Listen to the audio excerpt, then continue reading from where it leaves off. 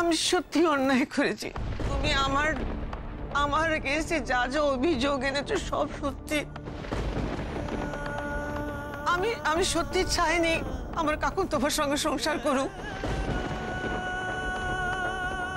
এত চেষ্টার পরে আমি যখন কাকুরকে আবার বাগে আনতে পারিনি, তখন আমি ভালো রে তোমাকে কাকুরের জীবন থেকে সরিয়ে দিলেই ভালো। And I just did that.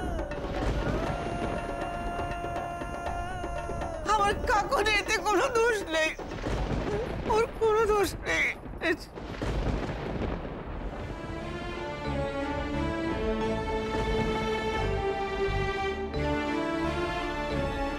আর তুই বিশ্বাস করো, আমি যা করেছি আমার কাকুরের ভালোর জন্য করেছি।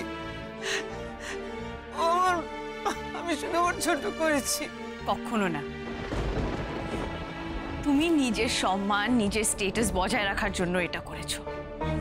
কারণ তোমার বন্ধুদের জামাইরা তো ডক্টর, বিজনেসম্যান, বিলিয়নিয়ার। সেখানে তুমি তোমার জামাইয়ের পরিচয় অ্যাজ এ মিউজিশিয়ান কি করে দিতে পারতে? এখন আমার মান সম্মানের চেয়ে বেশি তোমার ভালো থাকা আমার কাছে গুরুত্বপূর্ণ ছিল।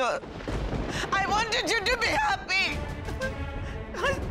That's why I thought, আমি ভাবলাম তুমি যেভাবে বড় হয়েছো, এত ঐশ্বর্য নিয়ে তুমি বড় হয়েছো, রানার সঙ্গে থাকলে তোমার কষ্ট হবে, এই জন্য I thought this is the best thing to do. আর রানাকে না পেলে আমার যে আরো বেশি কষ্ট হবে, সেটা তুমি একবারও ভাবলে না?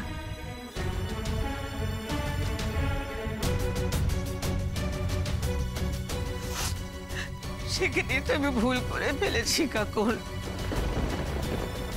সেজন্য তোমার রানার কাছে আমি হাত জোড় করে ক্ষমা চাইছি। রানা, তুমি আমাকে ক্ষমা করতে পারবে না, তোমার মাকে তুমি ক্ষমা করতে পারবে না।